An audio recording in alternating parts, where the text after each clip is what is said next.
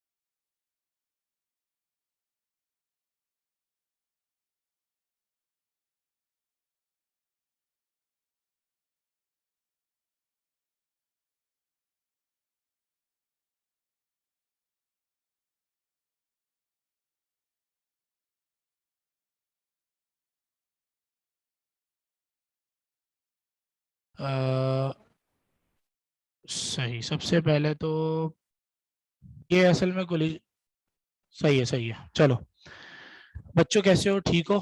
भाई सबसे पहले तो एनएसए के जो फाउंडर हैं और हमारे बहुत ही दिल अजीज दोस्त जनाब अमर मलिक साहब, जो कि इतनी अपनी मसरूफियत के बावजूद, पर्सनल मसरूफियात के बावजूद भी टाइम निकाल कर ये सब सेशन करवाते हैं, और ये हर साल करवाते हैं।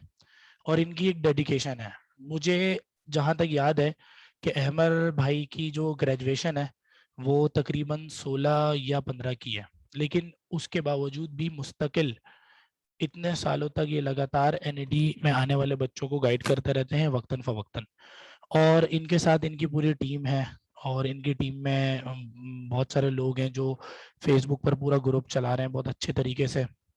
अच्छा, एक और फाउंडर है एनएसए के, जनाब अफान जमील साहब, वो। इसी तरह इनकी टीम में जो मशहूर प्रोमिनेंट लोग हैं उनमें एक ये हमारा जो बहुत अच्छा साथी आसिम खान, जो कि मुझे इस मामले में फैसिलिटेट करता रहा फ्रॉम द बिगिनिंग। और इसी तरह जो लोग पोस्ट डाल रहे थे उनमें I have just seen a name multiple time, and that was Wasla Zainab और something else। और दो तीन लोग और थे जो कि कमेंट सेक्शन में मुस्तकिल पोस्ट को BUMP अलग अलग लिख के कर रहे थे। सो ये इनकी तमाम काविशें जो है ये सिर्फ और सिर्फ इस मकसद के लिए है कि भाई जो आने वाली जो कौम है ना, वो उनको कुछ फायदा हो जाए। अच्छा, अब तो ये एक अच्छा, मैं खुद भी एनईडी के ग्रेजुएट हूँ, और मैं भी 2016 में एनएसए जो इनकी एनईडी की सबसे बड़ी मीडिया सोसाइटी है उसमें वहाँ पे एज अ मीडिया इंचार्ज काम करता था। तो उस ज़माने में जो इंटरव्यूज़ होते थे, जो कोई भी तकरीब होती थी, उनकी कवरेज वगैरह, ये सब मैं और अहमर भाई के ताउन से हम लोग ये सब काम करते थे। तो वहां से हमारा एक रिश्ता जो है ना इनके साथ बना रहा। अच्छा, जो आने वाले बच्चे हैं, ये जो बच्चे जिन्होंने ज्वाइन किया हुआ है, अब देखिए ये एक सोसाइटी है, ये एक प्राइवेट सोसाइटी है, मतलब इसका यानी एनएडी की सोसाइटीज में जाने से फायदा क्या होता है? सोसाइटीज में जाने से आपकी बहुत सारी स्किल्स डेवलप होती हैं। लाइक इन्हीं बज़ाहिर आपको कोई ऐसा कोई इंटरेस्ट नजर नहीं आता। Like these people are working hard day and night with no payment और with no anything like that कि आपको कोई ओहदा मिलेगा और कुछ नहीं। लेकिन मैं आपको बता रहा हूँ, हर चीज एक मकसद के तहत हो रही होती है। जो लोग इन सोसाइटीज में काम करते हैं, आई have seen those people growing in university and in market में भी उनको मैंने ग्रो करते हुए देखे, because during all of these sessions वो इतनी सारी चीजों को लर्न कर लेते हैं, एक्स्ट्रा करिकुलर वट एवर इस तरह, तो उनको बहुत फायदा होता है। सो आई होप कि you guys will gonna join a society. अच्छा, अब सोसाइटी मीडिया सोसाइटीज भी होती है जो आपकी कम्युनिकेशन स्किल्स और बहुत सारी स्किल्स को अच्छा करती हैं, और कुछ सोसाइटीज टेक्निकल भी होती हैं। Like if you guys will gonna belongs to mechanical, इंशाल्लाह ताला, if you have that intention to go in mechanical, so there is a renowned society known as IMAC, और 2-3 और सोसाइटीज है जो टेक्निकल काम कर रही होती हैं। तो टेक्निकलिटीज से रिलेटेड भी अच्छी तरह कंप्यूटर साइंस के डिपार्टमेंट में उनकी अपनी अपनी सोसाइटीज काम कर रही होती हैं। लेकिन एनएसए मीडिया के हवाले से, कम्युनिकेशन स्किल्स के हवाले से बहुत अच्छी सोसाइटी है, तो आप जरूर ज्वाइन कीजिएगा। और ये जिस तरह लोगों की मेहनत, जिस तरह लोगों को फैसिलिटेट करते हैं, इसी पैटर्न पे काम आप भी करेंगे तो एक तो दुआएं भी मिलेंगी, प्लस आपकी बहुत सारी स्किल्स अच्छी होंगी। अब ये जो लड़के हैं जो काम कर रहे हैं, जैसे कि मैंने लिया बहुत सारे लोगों का, मुझे कुछ लोगों के नाम याद नहीं है, तो ये लोग क्यों काम कर रहे हैं, इनको पता है कि यार इनकी इसकी एक वर्थ है, और मैंने खुद ये चीज देखी है। ठीक है, चलो तो अब हम जरा बात करते हैं अपने टॉपिक पर। टॉपिक हमारा केमिस्ट्री है। अच्छा, मैं अनीस हुसैन में केमिस्ट्री पढ़ाता भी हूँ, और मैं अनीस हुसैन के डीएचए कैंपस में as a ECAT MCAT course coordinator के फराइज भी सर अंजाम देता हूँ। और काफ़ी अरसे से मैं इस टीचिंग फील्ड से वाबस्ता हूँ। मेडिकल के बैचेस भी पढ़ाता हूँ, AKU के बैचेस भी पढ़ाता हूँ, और a lot of number of students have been just admitted in NAD, in Aga Khan, in Dow, in whatever. तो बहुत सारी जगहों पे हैं अल्हम्दुलिल्लाह। आज भी जब कभी NAD आना होता है तो अ लॉट ऑफ पीपल जस्ट कि यार सर आपसे इस टाइम पे इस क्लास में यहाँ पे पढ़ा था, तो इट वाज लाइक, तो काफी अच्छा वो है। अच्छा, अब ये कोई बच्चा है जो एनोनेट करने की कोशिश कर रहा है, so that I am gonna disable the annotation for the others, and then अब मैं अपने टॉपिक की तरफ आता हूँ। बच्चों स्टार्ट करते हैं। अब सबसे पहली बात गौर से सुनना, मैं आपको यहाँ पे बताने लगा हूँ। सबसे पहली चीज तो ये है कि बेटा इंजीनियरिंग सेक्टर में जितनी भी इंजीनियरिंग यूनिवर्सिटी है, ठीक है, जितनी भी इंजीनियरिंग यूनिवर्सिटीज हैं, इनमें आप अगर कभी गौर से देखें ना, तो कुछ यूनिवर्सिटीज के टेस्ट में केमिस्ट्री एज अ पोर्शन होता ही नहीं है। जैसे कि फास्ट एक बहुत बड़ा इदारा है, टेस्ट में केमिस्ट्री का नामो निशान नहीं होगा। जैसे कि इसी तरह आप बात कर लें फास्ट के बाद एक यूनिवर्सिटी और भी है, बड़ी प्रोमिनेंट यूनिवर्सिटी है, मेरे जहन में उसका याद नहीं आ रहा, हाँ शायद GIKI है, नहीं GIKI में केमिस्ट्री होती है, प्याज में आई थिंक इस तरह, तो केमिस्ट्री एज अ पोर्शन नहीं होता। हाँ GIKI आई थिंक। क्यों? असल में केमिस्ट्री मेन फोकस होता ही नहीं है इंजीनियरिंग सेक्टर में। अच्छा, क्यों नहीं होता भाई? केमिस्ट्री से रिलेटेड इंफॉर्मेशन ज्यादा आगे बाद में आती नहीं है, सही है। तो इसलिए वो लोग ज्यादा फोकस नहीं करते। तो इस सब्जेक्ट को जो है ना, आप तो ऐसा समझ लें कि ये इतना मुश्किल लेवल पर नहीं पूछा जाता। सबसे बड़ी इंजीनियरिंग यूनिवर्सिटी, सबसे ज्यादा मशहूर, सबसे ज्यादा फेमस यूनिवर्सिटी नस्ट है, सही है, पूरे पाकिस्तान में, और उसकी रैंकिंग वर्ल्ड वाइड रैंकिंग भी है। नस्ट का जो कैम का टेस्ट होता है, 30 क्वेश्चंस होते हैं उसमें। If you gonna see all of those question, they are just surface level के क्वेश्चंस होते हैं, नॉट द डेप्थ नॉलेज। मतलब डेप्थ नॉलेज आगा खान के टेस्ट में आती है, MD कैट के टेस्ट में आती है। क्यों? वो बच्चे, उनको बाद में मेडिकल में केमिस्ट्री से डील करना होता है, बायोकेम से डील करना होता है, पता नहीं कौन कौन सी जो मुख्तलिफ ब्रांचेस पढ़ते हैं। इंजीनियरिंग सेक्टर में कभी भी केमिस्ट्री प्राइमरी फोकस नहीं रहेगा। तो आपका प्राइमरी फोकस इंजीनियरिंग यूनिवर्सिटीज में मैथमेटिक्स होता है, मैथ्स होता है और फिजिक्स होता है। तो सबसे पहले तो मैंने आपके दिलों का बोझ, सबसे पहले आपके दिलों का बोझ हल्का कर दिया इस बात से कि chemistry is not a primary focus, chemistry is a secondary focus. ठीक है, अच्छा अब सुनिएगा गौर से। मसला ये है कि अगर मैं नस्ट की बात करूं, नस्ट एक बहुत बड़ा इदारा है, तो नस्ट में 80 नंबर के मैथमेटिक्स हैं। भाई फोकस है, इंपॉर्टेंस है, तो नंबर ऑफ क्वेश्चन भी बहुत ज्यादा है। उसके बाद फिर 60 के फिजिक्स के हैं, उसके बाद फिर 30 के केमिस्ट्री के हैं। ये कहानी चल रही है। तो मुख्तलिफ, अब उन्होंने कहा कि केमिस्ट्री इंपॉर्टेंट नहीं है, तो उन्होंने नंबर ऑफ क्वेश्चंस कम कर दी। ऐसे ही किया ना, उन्होंने जिस चीज को इंपॉर्टेंस देनी थी उसको दे दी। NAD का मसला ये है, NAD अभी तक इक्वल सतह पे चल रहा है। 25 नंबर कैम के, 25 नंबर फिजिक्स के, 25 नंबर इंग्लिश के, 25 नंबर, सही, 25 नंबर इस तरह। ठीक है, तो NAD उस पैटर्न पे चल रहा है। तो अब मसला ये है कि NAD वाले बच्चों को केमिस्ट्री पढ़ना पड़ेगी, क्योंकि क्या मसला है भाई, इक्वल नंबर ऑफ क्वेश्चंस आ रहे हैं, 25-25 करके आ रहे हैं। अगर नस्ट की तरह होता तो बच्चा थोड़ा हल्का हाथ केमिस्ट्री पे रखता, और जो कि रखता है, हम उसको पहले से ही बता देते हैं कि बेटा आपने ज्यादा फोकस इस फील्ड को करना नहीं है, बाकी जो है ना मैथमेटिक्स को, फिजिक्स को फोकस करना है। ठीक है, तो अब केमिस्ट्री के ऊपर तो जरा आपने अब NAD के लिए आपको पढ़ना पड़ेगी। अब पढ़ना ये कैसे पड़ेगी, आप सुनना गौर से। सबसे पहली बात तो आप सुन लें कि NAD की जो केमिस्ट्री होती है बेटा, NAD की chemistry Sindh text book board से आती है। आपकी जो सिंध बोर्ड की बुक है ना, सिंध बोर्ड की जो बुक है, आपने जो 2 साल पढ़ी है, अच्छा पहले साल तो आप लोगों ने जाया कर दिया, फर्स्ट ईयर वाला जो साल था, क्योंकि उसमें आपको पता है कि एग्जामिनेशन नहीं हुए। आप खा लें, आप खा लें, ठीक है। तो एग्जामिनेशन नहीं हो, जिसकी वजह से जो है ना वो बच्चे ढीले हो गए। अच्छा, फिर अब सेकेंड ईयर केमिस्ट्री उन्होंने पढ़ी और एग्जामिनेशन भी दे दी। तो सिंध बोर्ड बेसिकली NAD के टेस्ट के अंदर फोकस होता है। अब सुनना गौर से, देखिए सिंध बोर्ड से भी पेपर बनता है, मुश्किल पेपर बन सकता है, लेकिन NAD मुश्किल टेस्ट नहीं बनाती। NAD के टेस्ट में जो केमिस्ट्री आती है वो आसान होती है। फर्स्ट ईयर की केमिस्ट्री में न्यूमेरिकल्स होते हैं, लेकिन बहुत लेंदी नहीं होते, आसान न्यूमेरिकल्स होते हैं। और थ्योरेटिकल सवाल ज्यादा होते हैं, और थ्योरेटिकल भी सरफेस लेवल के होते हैं, कॉन्सेप्चुअल नहीं होते। कॉन्सेप्चुअल इन अ सेंस कि मिसाल के तौर पे ऑर्गेनिक केमिस्ट्री के अंदर मैकेनिज्म्स नहीं पूछेंगे आपसे। मुमकिन है कि मैकेनिज्म का नाम पूछ ले, लेकिन आपसे डेप्थ में नहीं जाएगा, बहुत ज्यादा डेप्थ में नहीं जाएगा। मिसाल के तौर पे कैनिजारो एक रिएक्शन आपने पढ़ा था, तो वो आपसे ये नहीं पूछेगा कभी कि कैनिजारो रिएक्शन में जो प्रोडक्ट बनती थी, जो ऑक्सीडाइज होने के बाद प्रोडक्ट बनती थी, वो क्या थी, रिड्यूस होने के बाद प्रोडक्ट बनती थी, वो क्या थी। ठीक है, इसी तरह अल्डोल कंडेंसेशन क्या होती है। तो ये इस तरह के जो रिएक्शन है ना, जो बड़े मुश्किल हैं, वो सब इतनी डेप्थ में नहीं पूछते, सरफेस सरफेस से पूछते हैं। तो जस्ट हम उस सरफेस एनालिसिस को जरा स्टार्ट करते हैं from the first year camp. First year camp से हम अपनी बात का आगाज कर रहे हैं, जरा तवज्जो से सुनना, मैं आपको की पॉइंट्स बताऊंगा। देखो, we do not have much time to discuss each and every question in each and every aspect को बहुत डिटेल में करूं।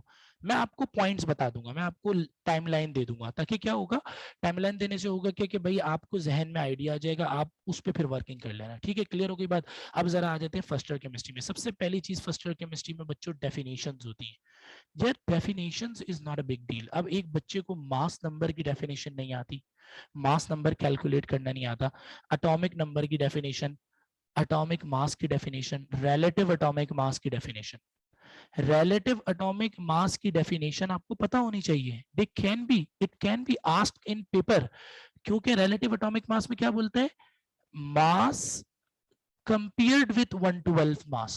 अगर मास किसी भी एलिमेंट का, mass of element compared with 112 मास, तो ये 112 मास ऑफ कार्बन एटम की अगर वर्डिंग आ जाती है ना, तो बेटा ये रिलेटिव एटॉमिक मास की डेफिनेशन होती है। तो बच्चे को पता हो। अब देखो वो ये वर्डिंग देगा, mass of an element compared with 112 mass of carbon atom. तो 112 मास ऑफ कार्बन एटम वाली डेफिनेशन देख के नीचे ऑप्शन में मास नंबर, एटॉमिक मास सब देगा, साथ में रिलेटिव एटॉमिक मास भी दे देगा। तो बच्चे को पता होना चाहिए कि भाई रिलेटिव एटॉमिक मास की बात हो रही है। तो बेसिक डेफिनेशंस को जहन में रखिएगा। अच्छा, डेफिनेशंस के बाद अब कहानी क्या है अगली, सुनना गौर से। इसके बाद एक टॉपिक है मोल्स का। अच्छा, ये हमारा स्क्रीनशॉट नंबर 1 है। अच्छा, मोल्स का टॉपिक है। अब मोल्स के टॉपिक में बेसिक फार्मूला जहन में हो, नंबर ऑफ मोल्स कैसे निकालते हैं, मास ओवर मोलेकुलर मास। अच्छा, थोड़ा सा और थोड़ा मुश्किल फार्मूला भी जहन में हो, अगर मास गिवन है क्वेश्चन में और मोल्स निकालना है, तो मास को मोलिकुलर मास से डिवाइड करेंगे। अच्छा सर, अगर नंबर ऑफ पार्टिकल्स गिवन हो क्वेश्चन में, तो मोल्स कैसे निकालेंगे, तो number of particles divided by Avogadro number कर देंगे। Avogadro number 6.02 exponent 23। ठीक है, अगर आपको नंबर ऑफ पार्टिकल्स गिवन हो तो फिर आप मोल्स कैसे निकालेंगे, जो नंबर ऑफ पार्टिकल्स गिवन है 6.02 एक्सपोनेंट 23 कर देंगे। सर अगर वॉल्यूम गिवन हो, बेटा अगर वॉल्यूम गिवन हो तो जो वॉल्यूम होगा ना उसको ऊपर रखेंगे, डिवाइडेड बाय 22.4 एसटीपी पे डिवाइड कर देंगे। सर अगर हमारे पास कंसंट्रेशन गिवन हो तो कंसंट्रेशन के लिए, नंबर ऑफ मोल्स निकालने के लिए कंसंट्रेशन को वॉल्यूम से मल्टीप्लाई कर देंगे। ये फॉर्मूलाज है। इस तरह के सवाल आएंगे। अब सवाल आएगा कैलकुलेट द, मैं अगले पेज पे दिखाता हूँ, एक सेकेंड, स्क्रीनशॉट नंबर 2 सवाल आ गया। फॉर एग्जांपल फॉर्मूला क्या बताया था, मास ओवर मॉलिक्यूलर मास। सवाल आ गया 24 ग्राम ऑफ कार्बन एटम है, नंबर ऑफ मोल्स निकालिए। तो यार मतलब is it a big deal, is it difficult to solve? Absolutely not. 24 gram, this is the mass, this is small m. Carbon का atomic mass कितना होता है, 12 है। So you gonna have to divide just. अब एक बच्चा है वो बोलता है सर मुझे मॉलिक्यूलर मास निकालना नहीं आता, तो हम उस बच्चे को क्या बोलेंगे, हम उसको बोलेंगे बेटा there is a hell, there is a place below the hell, आप वहां पर है। अगर आपको मोलिकुलर मास निकालना नहीं आता, जहन्नुम का जो निचला दर्जा होता है ना केमिस्ट्री का, उसमें बैठा हुआ है वो बच्चा। अब मिसाल के तौर पे एक बच्चा वो कहते हैं 36 gram of H2O contain how many moles. तो अब एक बच्चे को यही नहीं पता कि H2O में ऑक्सीजन का मास होता है 16, हाइड्रोजन का मास होता है 1, तो 2 का 2 हो जाएगा। तो 36/18 करना पड़ेगा नंबर ऑफ मोल्स निकालने के लिए, ठीक है। तो इस तरह आपको पता होना चाहिए। अच्छा, अब एक और क्वेश्चन है जो इस फॉर्मूले पे बेस करता है कि जब नंबर ऑफ पार्टिकल्स गिवन होंगे आपको क्वेश्चन में, और नंबर ऑफ पार्टिकल्स को आप एवोगैड्रो नंबर से डिवाइड करके मोल्स निकालेंगे। फॉर एग्जाम्पल आपको ये सवाल भी देखने को मिलेगा, वो आपसे कहें calculate the number of moles, हाँ, calculate the number of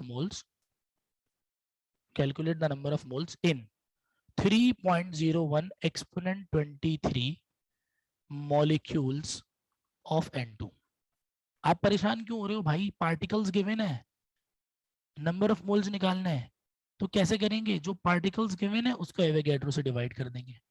engineering के स्टूडेंट्स की मैथमेटिक्स बहुत अच्छी होती है, उनको कोई जरूरत नहीं होती। तो इस तरह का सवाल आ गया तो ये वाला फॉर्मूला लगा दिया। सर अगर वॉल्यूम गिवन हो, चलो वॉल्यूम का सवाल देखते हैं। बोल दे 10 cm³ of Cl2 occupy moles at STP। STP पे 10 cm³ ऑफ Cl2 कितने मोल घेरता है? आ जाओ भाई, 10 cm³ यार, एक सेकेंड, देयर आर फ्यू, हाँ 4 पार्ट्स हैं, it requires a meeting pass code.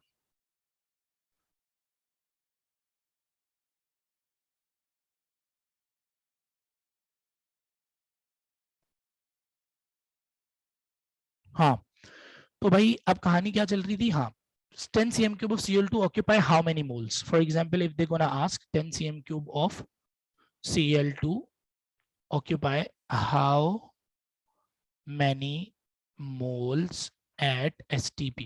अब इसमें क्या कंफ्यूजन है यार? आपको फॉर्मूला पता है, नंबर ऑफ मोल्स निकालने का फॉर्मूला होता है वॉल्यूम ओवर 22.4 dm³ STP पर। क्वेश्चन में वॉल्यूम गिवन है 10 cm³, इसको यहाँ पे रख दिया, नीचे 22.4 dm³ है। सर यूनिट तो सेम कर लें, तो बेटा आपको मौत आ रही है क्या?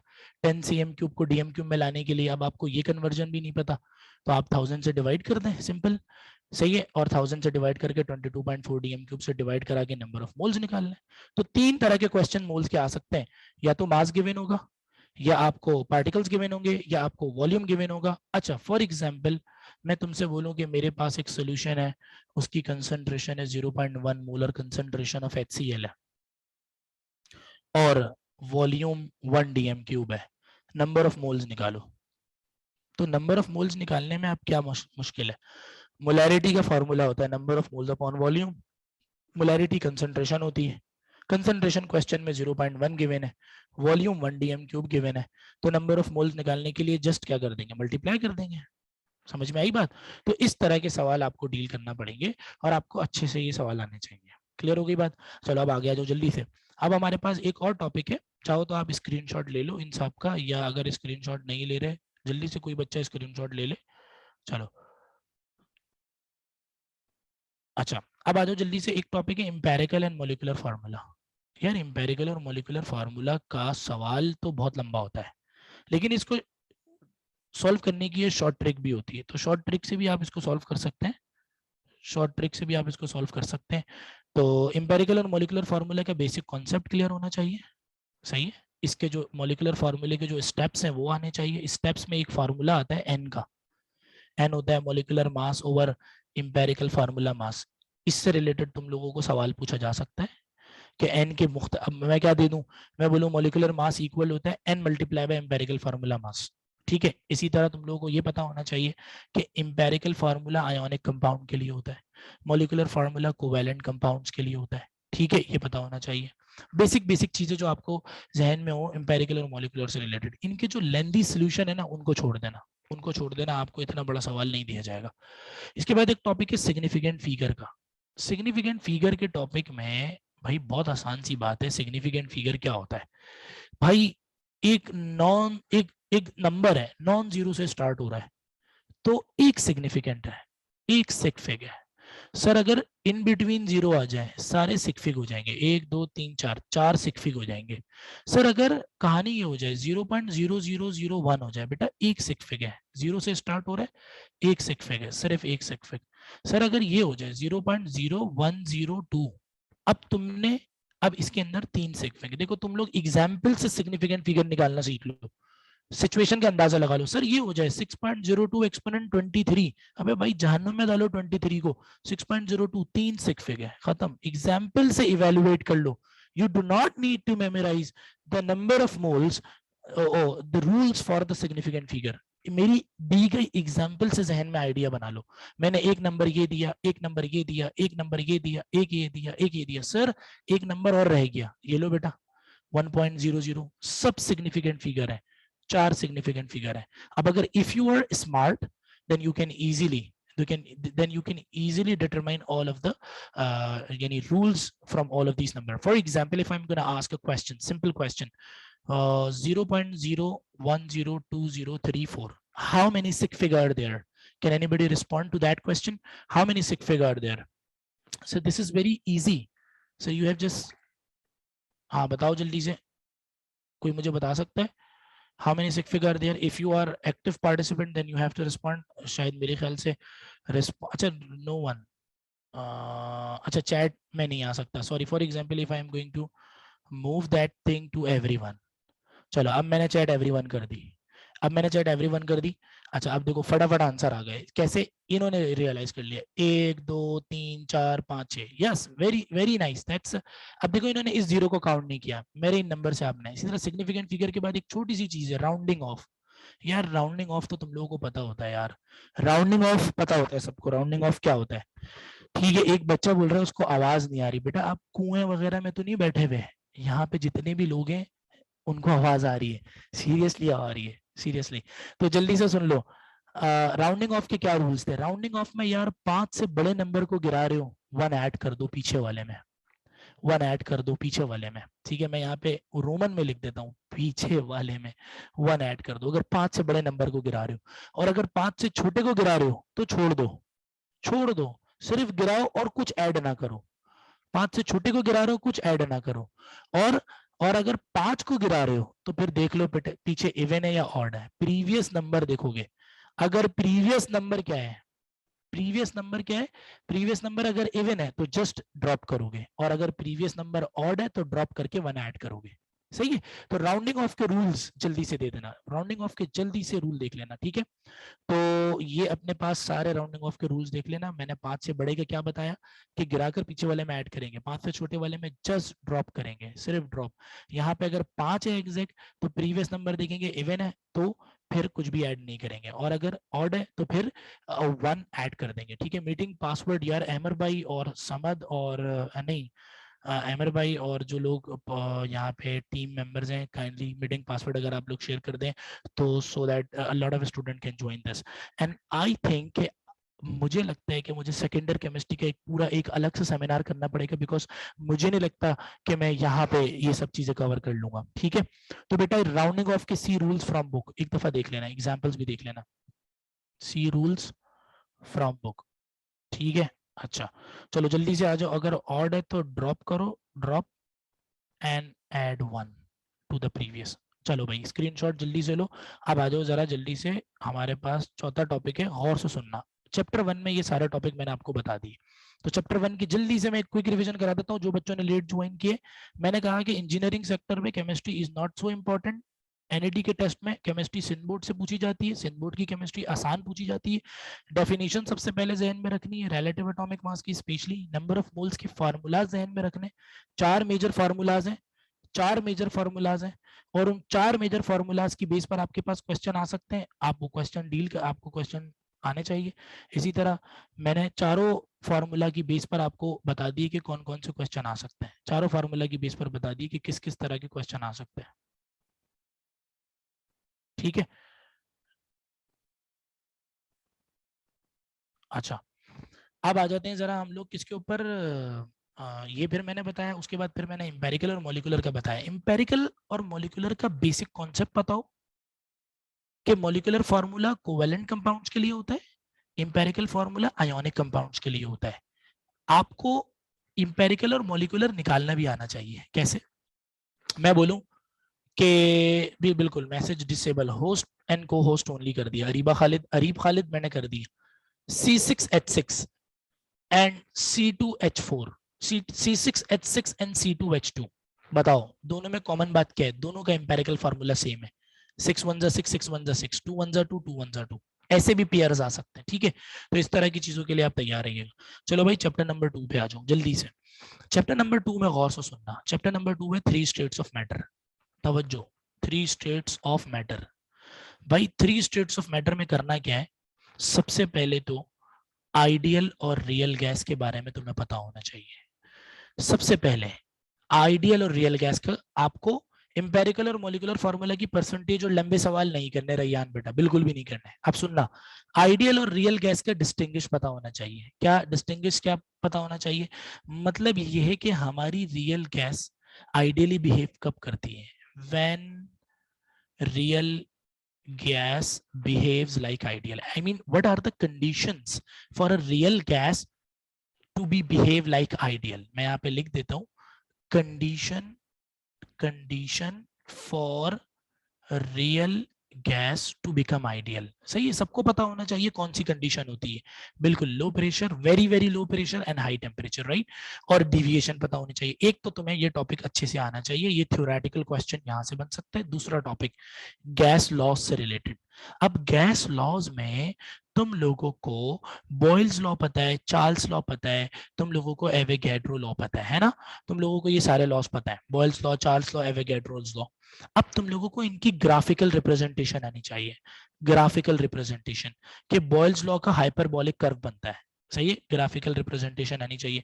बॉयल्स लॉ का हाइपरबॉलिक डिक्रीजिंग कर्व बनता है, चार्ल्स लॉ का इंक्रीजिंग स्ट्रेट लाइन बन रही होती है, एवोगैड्रोस लॉ में भी डायरेक्ट इंक्रीजिंग स्ट्रेट लाइन बनेगी V और N के दरमियान अगर हम ग्राफ बनाएंगे, यानी नंबर ऑफ मोल्स और वॉल्यूम का ग्राफ बिल्कुल स्ट्रेट लाइन बन रहा होगा। ठीक है, तो बॉयल्स लॉ के इस तरह आपको ग्राफ पता होने चाहिए। अच्छा, इसमें एक फिर एक सबके अब्बू आते हैं, PV इक्वल्स टू NRT आते हैं। PV इक्वल्स टू NRT की बेस पर क्वेश्चंस आते हैं NAD में। PV इक्वल्स टू NRT की बेस पर क्वेश्चंस आते हैं। आपको R की value for the sake of simplicity 8 exponent -2 रखनी होगी। But sir not a big deal, हमारे पास NAD में कैलकुलेटर होगा, तो कैलकुलेटर होगा तो कर लेना PV इक्वल्स टू NRT के सवाल। ठीक है, R की वैल्यू आप रखना 0.0821 रखना, R की वैल्यू सॉल्यूशन के दौरान। PV इक्वल्स टू NRT के क्वेश्चन आ रहे होंगे। अच्छा, बॉयज लॉ की final form P1 V1 is equals to P2 V2, सबको याद होनी चाहिए। चार्ल्स लॉ की final form V1 upon T1 is equals to V2 upon T2। इस तरह के कंडीशनल बेस सवाल आ सकते हैं इनके ऊपर बेस करते हुए। अच्छा, इसी तरह PV इक्वल्स टू NRT आपको सही। अच्छा, R की वैल्यूज, भाई सिंध बोर्ड में R की वैल्यूज गिवन है डिफरेंट यूनिट्स में, पता होना चाहिए आपको। Value of R in different unit, in different unit. अब डिफरेंट यूनिट में क्या क्या, सबसे पहला सवाल हो सकता है SI यूनिट की बताइए, तो SI यूनिट की 8.314 न्यूटन डॉट मीटर पर मोल इनटू केल्विन होगी, या 8.314 जूल पर मोल इनटू केल्विन होगी। सर नॉन SI यूनिट की बताइए, नॉन SI यूनिट में R की वैल्यू क्या है भाई? ए 0.0821 ATM डॉट DM क्यूब पर मोल इनटू केल्विन होना चाहिए। प्रेशर की सारी कन्वर्जन आनी चाहिए कि प्रेशर 1 ATM प्रेशर किस किस के बराबर होता है।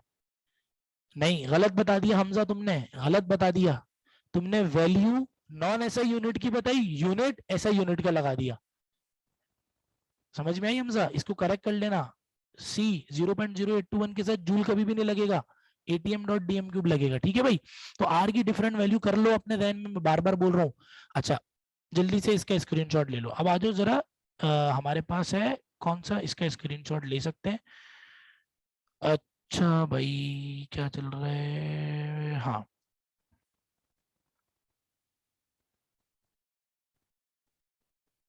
ऑनलाइन, हाँ। अब सुनना भाई, अगली बात सुनना गौर से, तमाम प्यारे बच्चों गौर से सुनो भाई। ग्राहम्स लॉ ऑफ डिफ्यूजन, मैं मजाक नहीं कर रहा, ग्राहम्स लॉ ऑफ डिफ्यूजन से रिलेटेड क्वेश्चंस आते हैं। मैं आपको बता देता हूँ, इसके 5 फॉर्मूलाज हैं, R1/R2 √D2/D1। डेंसिटी अगर क्वेश्चन में आ रही है तो ये फार्मूला, मॉलिक्यूलर मास के रिस्पेक्ट से फार्मूला R1/R2 √M2/M1। सर एक फार्मूला वॉल्यूम और टाइम के रिस्पेक्ट से V1/T1 multiply by T2/V2 is equals to √M2/M1। Sir एक फार्मूला टाइम कांस्टेंट के रिस्पेक्ट से V1/V2 is equals to √M2/M1 जब टाइम कांस्टेंट हो। सर अगर वॉल्यूम कांस्टेंट हो तो T2/T1 is equals to √M2/M1। These are the 5 formulas। Volume constant होने पर, सर टाइम कांस्टेंट होने पर, दोनों चीजें आने पर, डेंसिटी मॉलिक्यूलर मास और रेट ऑफ डिफ्यूजन आने पर। इसका सवाल देखो, इसका सवाल मोस्ट प्रोबेबल क्वेश्चन है, कैसे आएगा? बोलेगा compare the rate of diffusion of helium and oxygen. Helium और ऑक्सीजन का रेट ऑफ डिफ्यूजन कंपेयर करो। ये कुछ और दे देगा, हीलियम और ऑक्सीजन के बजाय बोल दे सल्फर डाइऑक्साइड का कर लो, इस तरह आपको सवाल दे सकता है। सही है। अच्छा, इसका डेंसिटी का सवाल आ सकता है, डेंसिटी इस क्वेश्चन में दे दे, पास पेपर में एक सवाल आ जाएगा, सवाल आया हुआ भी है डेंसिटी का। तो ग्राम्स लॉ ऑफ डिफ्यूजन का तो न्यूमेरिकल बेस भी सवाल हो जाता है। कम आ रही है आवाज, कम आ रही है यार, आवाज मेरे ख्याल से वेरी नाइस आ रही है ना? आवाज is nice, I think a lot of people can hear me very clearly। is that the thing? I mean, if somebody is facing a problem, है ना, clear है ना वॉइस? yes, गाजिया कह रही है कि sir it's clear, it's crystal clear, like oh, हाँ बिल्कुल। आप सुनना गौर से, कुछ सवाल कैसे आ सकते हैं, कुछ सवाल गौर से सुनना। ग्राम्स लॉ ऑफ डिफ्यूजन के न्यूमेरिकल बेस क्वेश्चन ये है। थ्योरेटिकल बेस क्वेश्चन कैसे आ सकते हैं? बोलेगा कि Cl2 SO2 CH4 और H2, बताओ सबसे ज्यादा रेट ऑफ डिफ्यूजन किसका होगा? अभी कॉमन सेंस की बात है, कॉमन सेंस की बात है बेटा, रिकॉर्डिंग ऑन है, कॉमन सेंस की बात है। रेट ऑफ डिफ्यूजन ज्यादा यानी कौन सी गैस ज्यादा फैलेगी? जो लाइटर होगी। अब एक बच्चे को हाइड्रोजन का ही नहीं पता, इसका मॉलिक्यूलर मास 2 है, सबसे जल्दी ये फैलेगी। उसके बाद उससे थोड़ा कम कौन फैलेगी? 16 मॉलिक्यूलर मास। SO2 का मॉलिक्यूलर मास कितना बनेगा? 64। Cl2 का बनेगा 71। तो रेट ऑफ डिफ्यूजन सबसे ज्यादा किसका होगा? हाइड्रोजन का। फिर उससे कम किसका होगा? इसका। फिर उससे कम किसका होगा? इसका। और सबसे कम इसका होगा। तो compare the rate of diffusion सवाल आ सकता है, सवाल आ जाए, ऊपर मैं क्वेश्चन लिख देता हूँ, compare the rate of diffusion. तो इस तरह तुम लोगों को सवाल आना चाहिए, compare the rate of diffusion among gases. ठीक है भाई, ये बात अपने पास ध्यान में नोट कर लो। अच्छा जल्दी से आओ फिर, Dalton's law of partial pressure. Dalton's law की स्टेटमेंट आ सकती है, Dalton's law of partial pressure की स्टेटमेंट आ सकती है। सही है, स्टेटमेंट आ सकती है, स्टेटमेंट ध्यान में रख लेना, लॉस की स्टेटमेंट तो अपने ध्यान में रखना। अब आ जाओ जल्दी से जरा लिक्विड्स के ऊपर। भाई लिक्विड्स में मैं आपको सच्ची बात बता दूं, विस्कोसिटी, सरफेस टेंशन, सही है, सरफेस टेंशन और वेपर प्रेशर और बीपी बॉइलिंग पॉइंट, इन सबकी एक तो डेफिनेशन, सही है, और इनके फैक्टर्स कि भाई वेपर प्रेशर डिपेंड करता है टेम्परेचर पे, बॉइलिंग पॉइंट डिपेंड करता है टेम्परेचर पे, हाइट के इनवर्सली रिलेटेड होता है। जितना हाइट पे जाओगे बॉइलिंग पॉइंट कम होगा, हाइट पे जाने पे बॉइलिंग पॉइंट कम होते हैं, खाना बनाने में मुश्किल होती है। क्या इस्तेमाल करते हैं? प्रेशर कुकर का।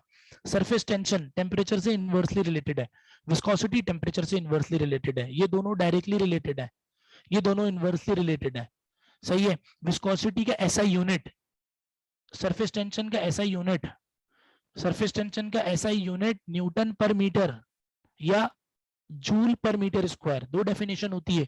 विस्कोसिटी का ऐसा यूनिट न्यूटन डॉट सेकंड पर मीटर स्क्वायर और केजी पर मीटर इनटू सेकंड। सही है, पॉइज, बिल्कुल पॉइज बेटा ये विस्कोसिटी के लिए आ रहा होता है। ठीक है, तो इनके फैक्टर, इनकी डेफिनेशन, इनके यूनिट कवर कर लेना, जरूर जरूर कवर कर लेना, इनकी एग्जांपल्स। अब तो तुमसे पूछ ले कि पानी का falling droplet of water spherical है, why? Because of the surface tension, because of the surface tension. अच्छा सर कैपिलरी एक्शन हो रहा है, एक पतली सी कैपिलरी ट्यूब होती है उसमें पानी राइज हो रहा है, because of the surface tension. अच्छा सर मरकरी जो है वो अपर मेनिस्कस बनाता है, क्यों? Because of the cohesive forces. Sir water lower meniscus बनाता है, because of the adhesive forces. तो ये सब पता होना चाहिए। सर विस्कोसिटी H2SO4 की वाटर से ज्यादा होती है, because H2SO4 has a greater molecular mass, more hydrogen bonding than water. तो विस्कोसिटी, सरफेस टेंशन, इनकी डेफिनेशन, फैक्टर, यूनिट, एग्जांपल्स आपको पता होनी चाहिए। बॉइलिंग पॉइंट के फैक्टर्स जरूर कर लेना, ठीक है। चलो आ जाओ, अब आ जाओ जरा लिक्विड्स के बाद हम चलते हैं सरस सॉलिड्स पर। इसका स्क्रीनशॉट ले लो जल्दी से, स्क्रीनशॉट ले लो भाई। हाँ, अब आ जाओ जल्दी से भाई, सॉलिड्स पे आ जाओ। अबे भाई सॉलिड में लोग आइसोमॉर्फिज्म में परेशान हो रहे हैं। आइसोमॉर्फिज्म, पॉलीमॉर्फिज्म, अबे बच्चों आइसोमॉर्फिज्म एक दफा पढ़ने की चीज है, उसका कॉन्सेप्ट क्लियर हो जाएगा तो कहानी खत्म हो जाएगी। क्यों पढ़ के जान क्यों नहीं छुड़ाते अपनी, क्यों कंफ्यूजन के शिकार रहते हो यार, क्यों शॉर्टकट निकालते हो? जाके पढ़ो आइसोमॉर्फिज्म। क्या होती है आइसोमॉर्फिज्म? आइसोमॉर्फिज्म ये होती है, आपके पास डिफरेंट कंपाउंड्स होंगे और उनका स्ट्रक्चर सेम होगा। Different compounds but same crystals, same crystal structure. और सर अब same crystal structure from inside. अच्छा सर ये तो याद करना पड़ेगा सर, रट्टा लगाना पड़ेगा। बेटा आइसोमॉर्फिज्म की पहचान है, सुनना गौर से। नहीं असवर, आइसोमेरिज्म और आइसोमॉर्फिज्म अलग है।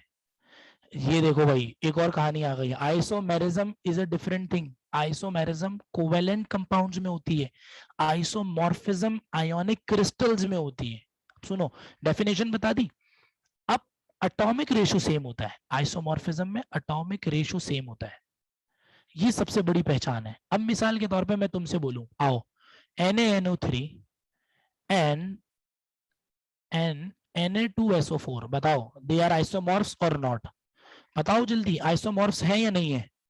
सर हमें कैसे पता लगेगा? अबे भाई एटॉमिक रेशो सेम होता है आइसोमॉर्फ्स में, आइसोमॉर्फ्स में एटॉमिक रेशो सेम होता है। एटॉमिक रेशो सेम थोड़ी है।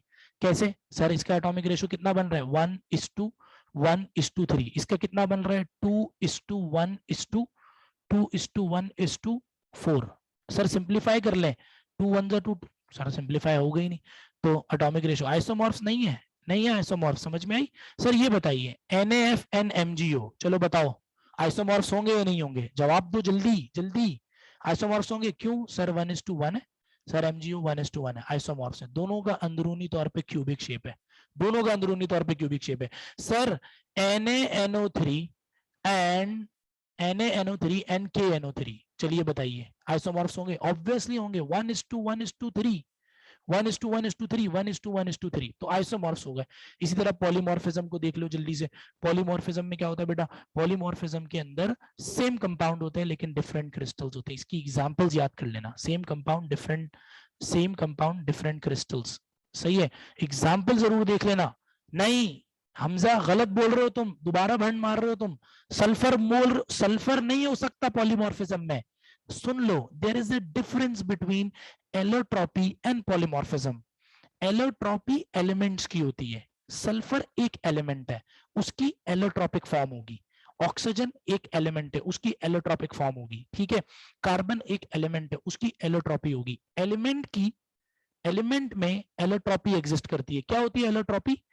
एक एलिमेंट होगा उसकी डिफरेंट फॉर्म्स होगी, लेकिन कंपाउंड्स की, क्रिस्टल्स में पॉलीमॉर्फिज्म होता है। जैसे कि तुम्हें मैं बताऊं, CaCO3 कैल्शियम कार्बोनेट है, ठीक है। अली भाई यार वो जो सामान मंगवाया था अमजद से, वो तो खा लिया, मतलब मेरे लिए कुछ भी नहीं छोड़ा। चले चले, सही है सही है सही है सही है, ठीक है ठीक है। नहीं नहीं खैर है, सही है, मैं ऐसी वो कर रहा था। बाकी ये कि कब तक का इरादा है? बैठे हुए ना अभी, सिद्दीकी भी बैठा हुआ है, सही है। अच्छा सर आपने कहा था कि, कह लो क्या क्या sir? Allotropic in phosphorus and carbon, sir आपने कहा था कि, अच्छा खा लो।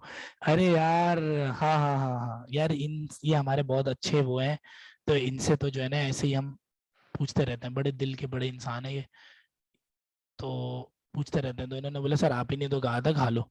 चलो पॉलीमॉर्फिज्म में क्या कह रहा हूँ अब देखो, CaCO3 की दो शेप्स होती हैं भाई, एक होता है कैल्साइट, एक होता है आर्गोनाइट। जाके बुक खोल के एग्जाम्पल देख लेना, स्ट्रक्चर देख लेना, कैल्साइट और आर्गोनाइट के स्ट्रक्चर देख लेना बेटा। जरूर। तो एलोट्रॉपी और पॉलीमॉर्फिज्म का डिफरेंस क्लियर रखो अपने जहन में। एलोट्रॉपी एलिमेंट की होगी, पॉलीमॉर्फिज्म क्रिस्टलाइन कंपाउंड के होंगे। एलोट्रॉपिक फॉर्म याद कर लो, सल्फर की 4 एलोट्रॉपिक फॉर्म होती है, तुम्हारे कोर्स में 3 है तो 3 तक ही रखना। पहला rhombic sulphur, monoclinic sulphur, plastic sulphur. Carbon की एलोट्रॉपिक फॉर्म क्रिस्टलाइन भी होती है, एमॉर्फस भी होती है। क्रिस्टलाइन डायमंड एंड ग्राफाइट, और एमॉर्फस में लैम्प ब्लैक, वुड चारकोल, सब बुक में गिवन है, चैप्टर 4 सेकंड ईयर में। सही है। अच्छा, दूसरी बात अपना, और ऑक्सीजन, ऑक्सीजन की allotropic form ozone, ozone O3 is an example of allotropic form of oxygen. ठीक है बेटा, तो ये सारी। और पॉलीमॉर्फिज्म की एक ही सेम बोर्ड वालों ने एक ही एग्जांपल दी हुई, कैल्शियम कार्बोनेट की, के कैल्शियम कार्बोनेट कैल्साइड भी होता है और आर्गेनाइड भी होता है। I am a little bit confuse in the structure of calcite and aragonite because this is the complete information based thing, so मुझे याद नहीं आ रहा, बट काइंडली आप जाके देख लेना, शायद कैल्साइड का ऑर्थोरोम्बिक होता है और उस तरह होता है, तो ये आप जरूर देख लेना। अच्छा, ये हो गया। अब टाइप्स ऑफ क्रिस्टलाइन सॉलिड्स पता होने चाहिए। टाइप्स ऑफ, अब तुमसे कोई बोल रहा है टाइप्स ऑफ क्रिस्टलाइन सॉलिड। अब क्रिस्टलाइन सॉलिड 4 तरह के होते हैं, ठीक है। स्क्रीनशॉट नंबर 7 है, जल्दी से पीछे वाले का स्क्रीनशॉट ले लो। एमर भाई, मुझे ऐसा लगता है कि मुझे सेकेंड ईयर केमिस्ट्री के लिए एक अलग सेमिनार करना पड़ेगा। एमर भाई, if you can hear me, Asim if you can hear me, मुझे ऐसा लगता है कि मुझे सेकेंड ईयर केमिस्ट्री के लिए अलग सेमिनार करना पड़ेगा, मुझे जी ऐसा लगता सर, है। आसिम है। हाँ आसिम है, बिल्कुल सर, देख लें, अगर हो सकता है तो वो भी भाई, करेंगे। बच्चों से पूछ लो, बच्चे अगर बोलेंगे तो रखेंगे, वरना तो फायदा नहीं है। बच्चों का इंटरेस्ट ही नहीं होगा तो फिर क्या फायदा, बच्चों को समझ में आएगा तो रखेंगे ना। सही बात है, अभी आप लोग ग्रुप पे हमें शो कर दीजिएगा अपना इंटरेस्ट, तो बिल्कुल रख लेंगे हम लोग। अच्छा, ये मैंने, अच्छा चलो, अब दूसरा जल्दी से सुन लो गौर से। ये हमारे पास क्या है कि हाँ, मैं बोल रहा था types of crystalline solid. Types of crystalline solid, नन्हे काके बने हुए हैं क्रिस्टलाइन सॉलिड की टाइप बयान करने में। मसला ये है, मसला ये है कि कॉन्सेप्ट नहीं लिया ना, आयनिक कंपाउंड का कॉन्सेप्ट नहीं है। भाई मैं तुमसे बोल रहा हूँ NaCl, MgCl2, CaCO3, CaCl2, MgSO4, BaSO4, सब बोले जा रहा हूँ, मैं बोले जा रहा हूँ।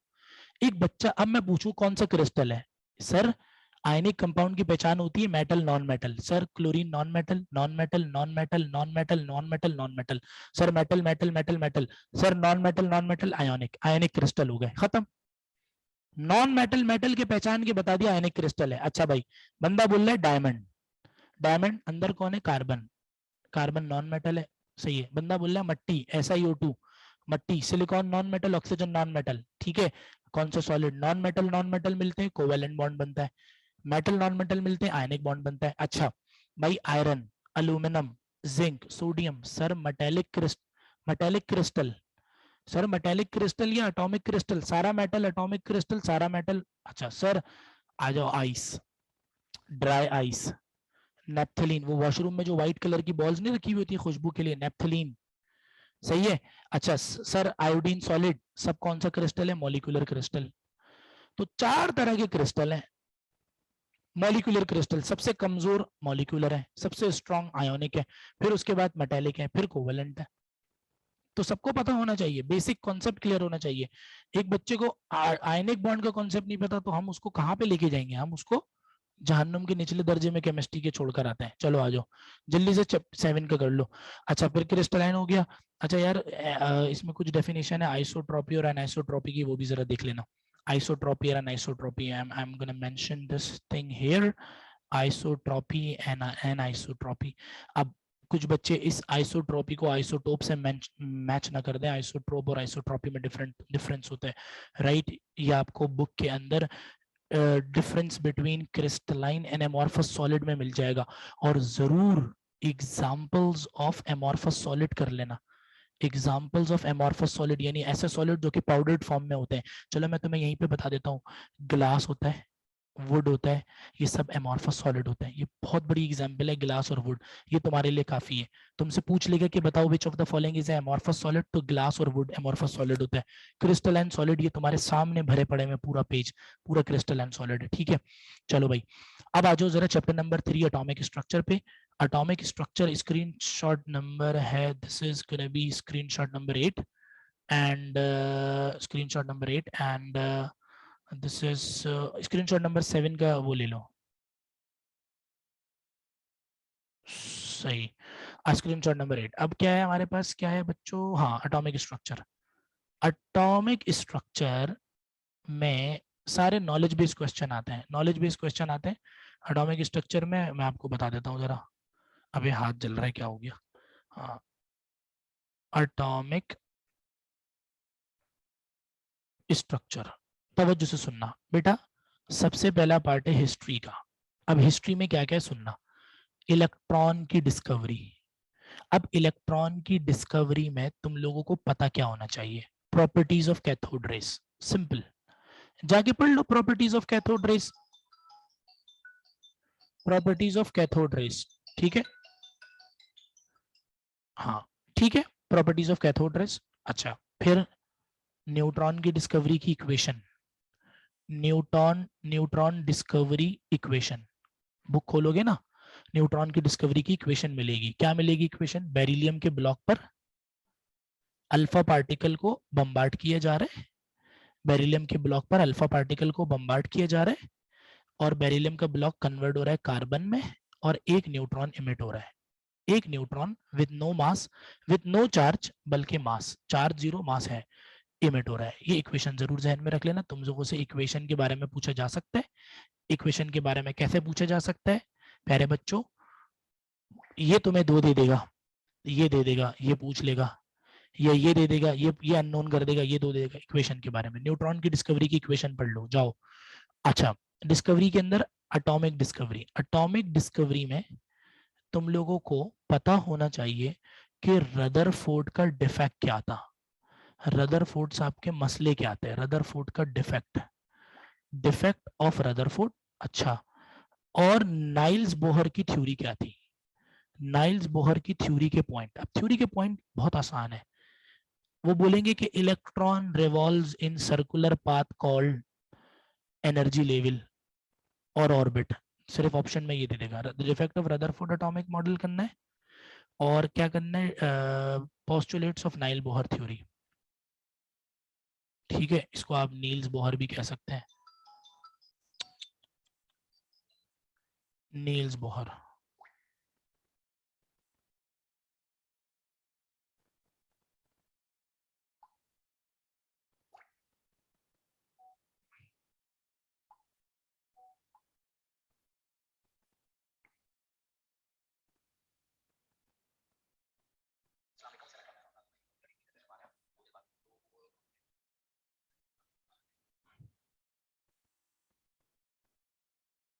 हाँ, तो नील्स बोहर की पोस्टुलेट कर लो भाई। नील बोहर की पोस्टुलेट बहुत आसान है, एक मोमेंटम वाला पोस्टुलेट है, ठीक है। क्या मोमेंटम वाला पोस्टुलेट है, इलेक्ट्रॉन का मोमेंटम किसके बराबर होता है, NH/2 पाई के। MVR is equals to NH/2 pi. Momentum वाला पोस्टुलेट पता होना चाहिए।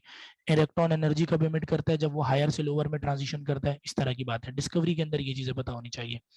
अब एक टॉपिक है रेडियो एक्टिविटी का।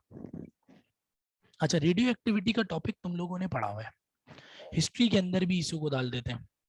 अब इसमें अल्फा बीटा गामा की प्रॉपर्टी बताओ। अल्फा बीटा गामा की प्रॉपर्टी क्या बताओ। Alpha rays highly penetrating particles हैं,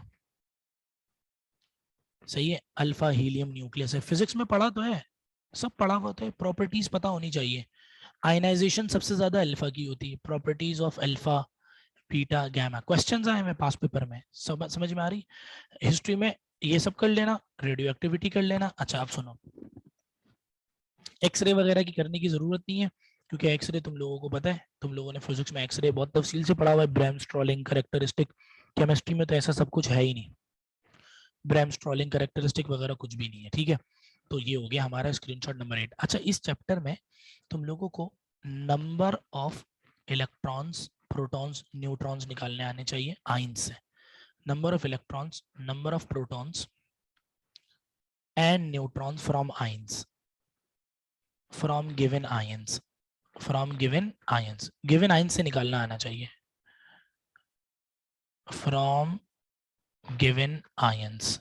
क्या मतलब, मिसाल के तौर पे बेटा मैं तुम्हें दे दूं, सर रिड्यूस चीजें आएंगी ना, नहीं रिड्यूस नहीं आएंगे बेटा, पूरा टेस्ट आएगा। क्या आना चाहिए, मिसाल के तौर पे Al+3 एक आयन है, अब बोल देंगे कि नंबर ऑफ इलेक्ट्रॉन प्रोटॉन निकालो, नंबर ऑफ इलेक्ट्रॉन निकालो। अब नंबर ऑफ इलेक्ट्रॉन, अब किसी को एटॉमिक नंबर पता होगा तो नंबर ऑफ इलेक्ट्रॉन निकालेगा ना, तो इसीलिए एहतियात के तौर पे शुरू के 4 पीरियड के एटॉमिक नंबर याद कर लो प्यारे बच्चों। हाँ, एटॉमिक नंबर इसका 13 होता है, इसके पास 13 इलेक्ट्रॉन होते हैं, 3 इसने लूज कर दिए, हादसे का शिकार हो गया, 10 इलेक्ट्रॉन बाकी है। समझ में आ गई? अच्छा, एक चीज और कर लो जहन में, आपको ये भी पता होना चाहिए कि number number of electrons in iso electronic ions, number of electron in iso electronic ions. Iso electronic का कॉन्सेप्ट पता होना चाहिए। आइसो इलेक्ट्रॉनिक का मतलब जिनके इलेक्ट्रॉन सेम होते हैं, पता है? पीरियड 2 के आइसो इलेक्ट्रॉनिक कौन से होते हैं? पीरियड 2, पीरियड 2 के आइसो इलेक्ट्रॉनिक होते हैं, हाँ कौन होते हैं भाई? नाइट्रोजन N-3, N-3, और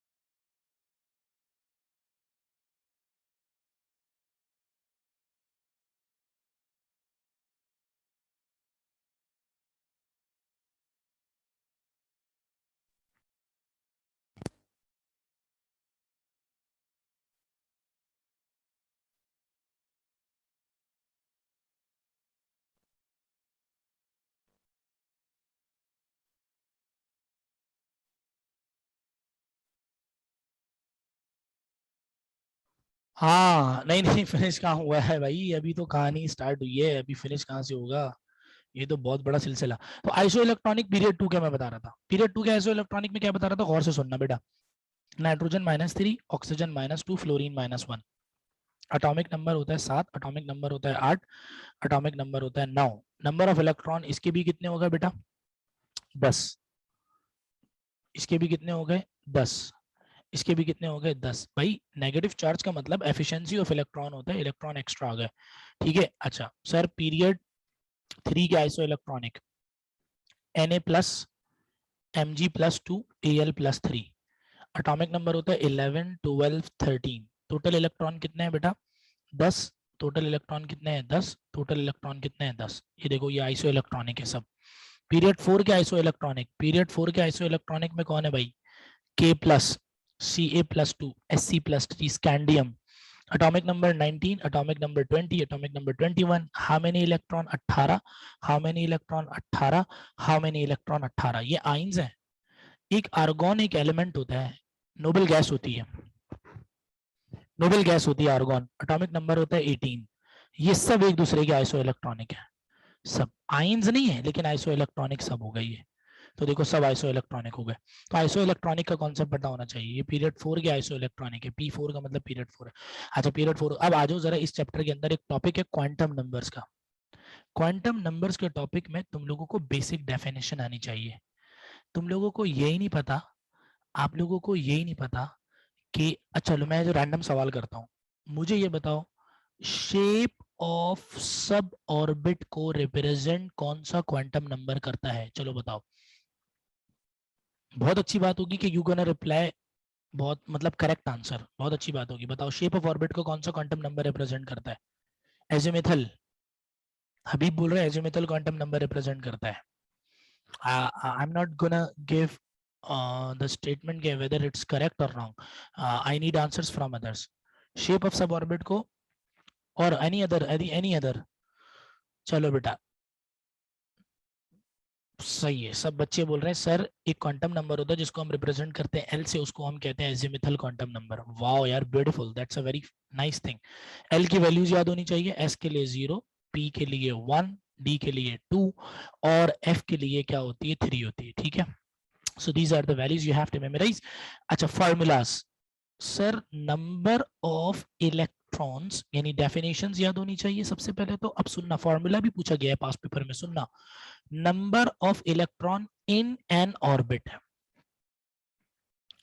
ऑर्बिट में, हाँ फिजिक्स में मैंने रखवाया है। One of my friend Kashif Anis is very famous person and he will gonna do physics analysis, okay, they will gonna arrange session. अच्छा, number of electron in n orbit, orbit में निकालने का, इलेक्ट्रॉन निकालने का फॉर्मूला होता है 2n²।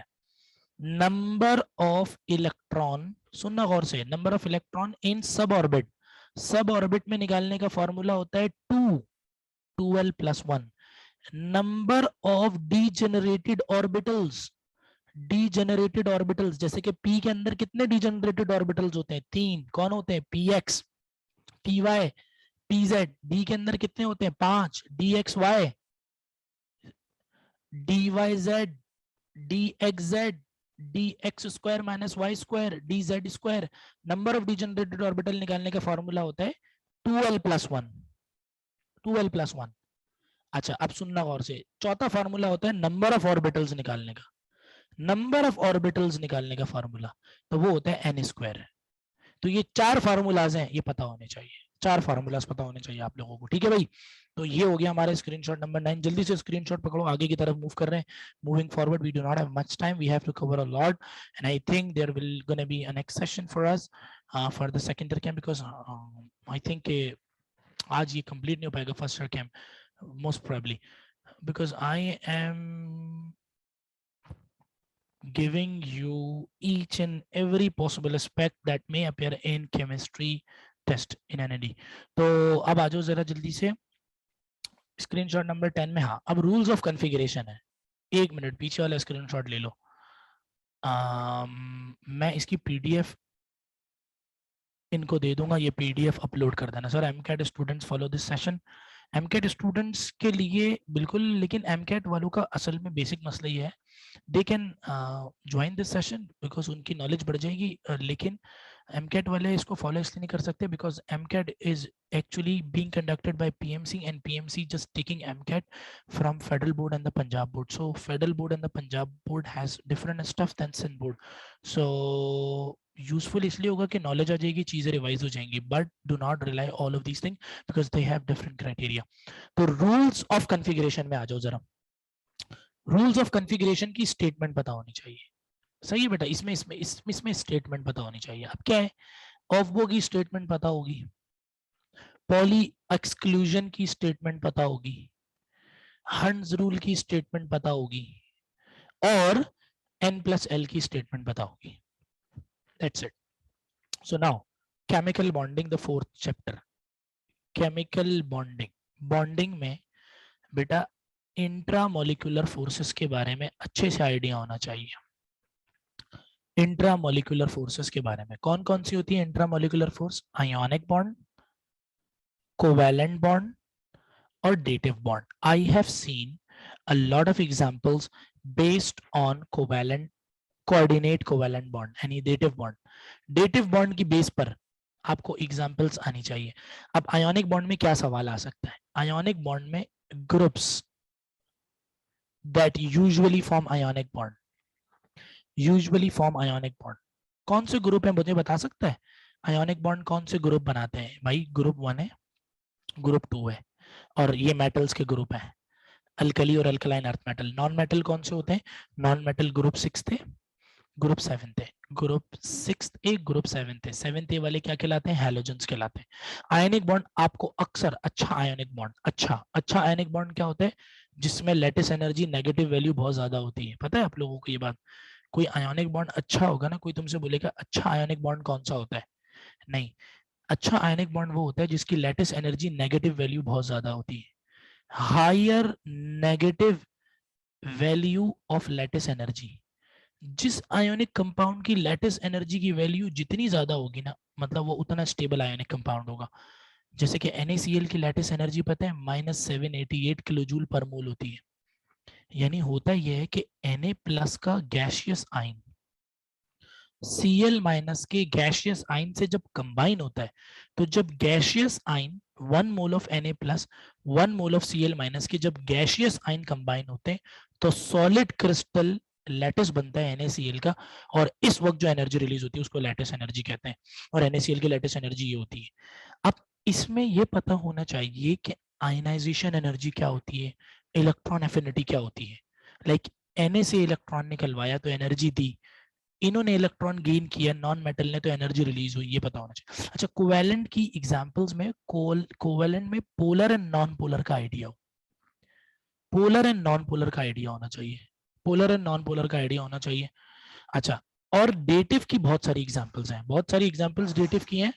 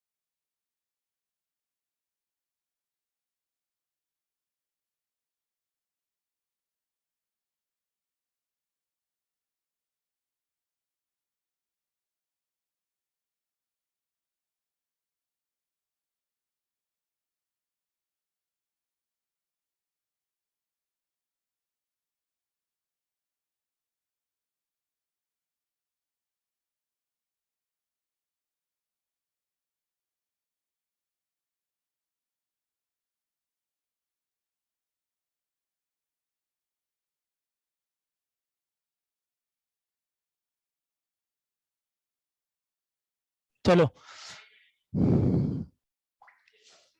Sir, how can we prepare chemistry for the NUST university. यार NUST के लिए देखो, तुम्हें कोई बुक रीडिंग करने की जरूरत नहीं है, नस्ट के पास पेपर पकड़ लो और नस्ट के पास पेपर से सॉल्व कर लो, नस्ट के पास पेपर आसान होते हैं, उनसे आप अगर कर लो।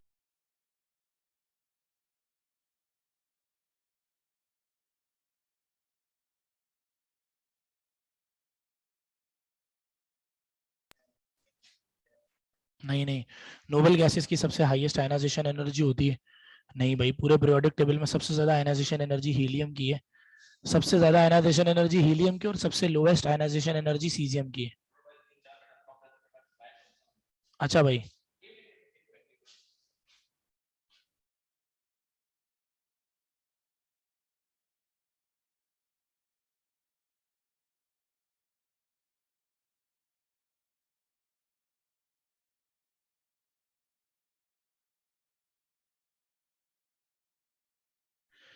बात करा देना। अच्छा भाई, तो नस्ट के लिए बेटा तुम्हें बुक रीडिंग करने की जरूरत नहीं है। नस्ट का आसान टेस्ट होते हैं, सरफेस बेस्ड सवाल आते हैं, पंजाब बोर्ड के सवाल आते हैं, पंजाब बोर्ड के सवाल आते हैं।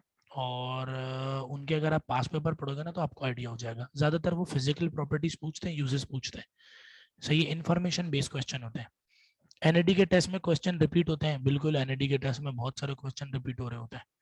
अच्छा भाई जल्दी से, तो मैं बता रहा था डेटिव बॉन्ड की बहुत सारी एग्जांपल। मैं तुम्हें यहाँ पे डेटिव बॉन्ड की कंपाउंड लिखवा देता हूँ, तुम वो जल्दी से अपने पास नोट कर लो डेटिव बॉन्ड की कंपाउंड।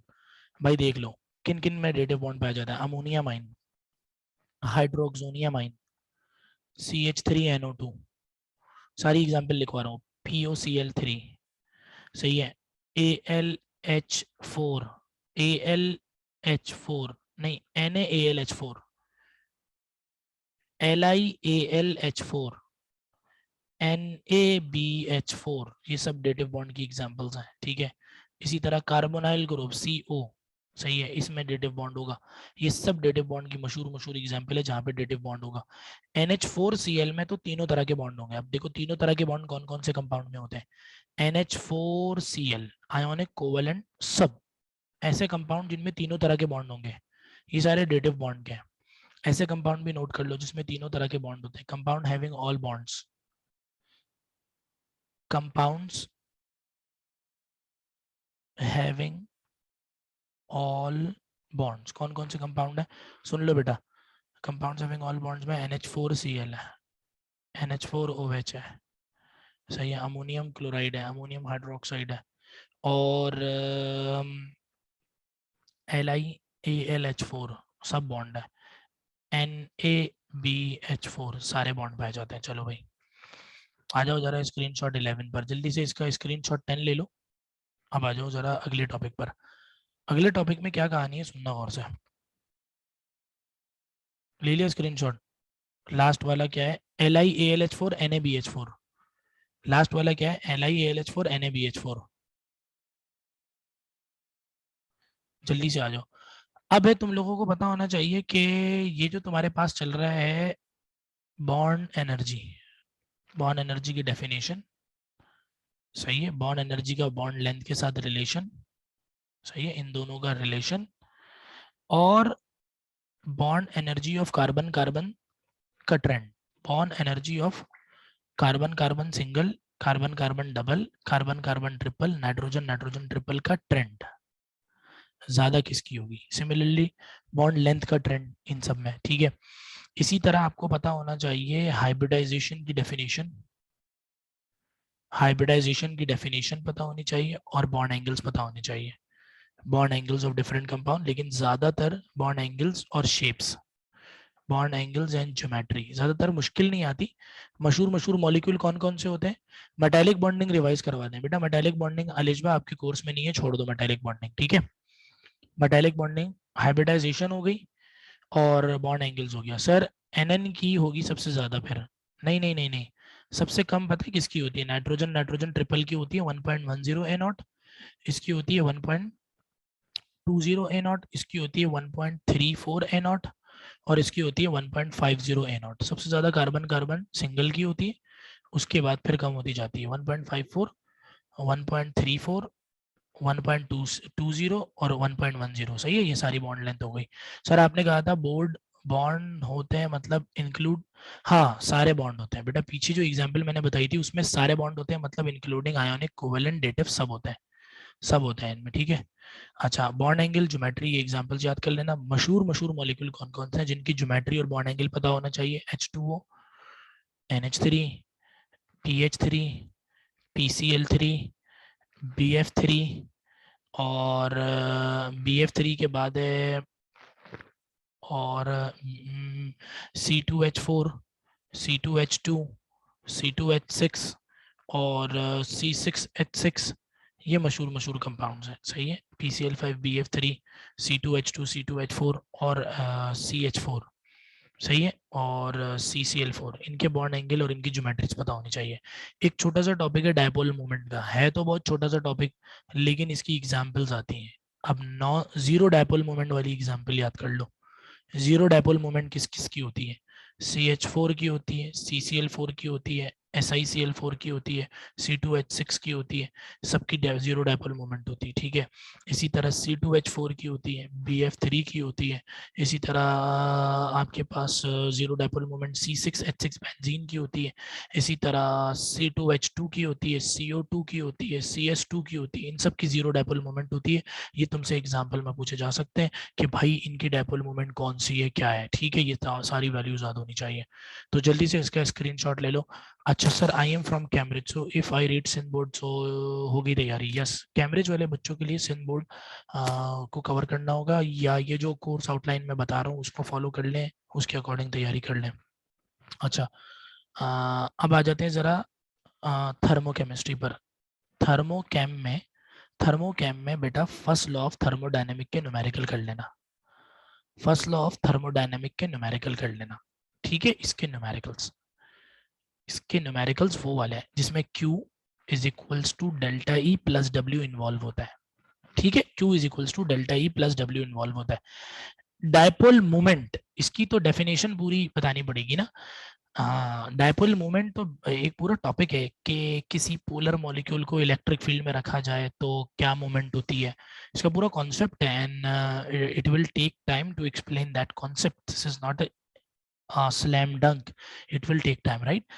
तो फर्स्ट लॉ ऑफ थर्मोडायनेमिक के न्यूमेरिकल्स आने चाहिए। अच्छा, इसमें बहुत सारे बच्चे जो है ना कंफ्यूज रहते हैं कि इसमें work done on the system, work done on the system क्या होगा, पॉजिटिव होगा नेगेटिव होगा, work done by the system positive होगा नेगेटिव होगा, बाय द सिस्टम पॉजिटिव होगा नेगेटिव होगा, सही है। ये इनमें साइन कन्वेंशन पता होनी चाहिए, सही है। प्लस होगा या माइनस होगा, या प्लस होगा या माइनस होगा, ये पता होना चाहिए आपको सही से, ठीक है। एक चीज ये हो गई।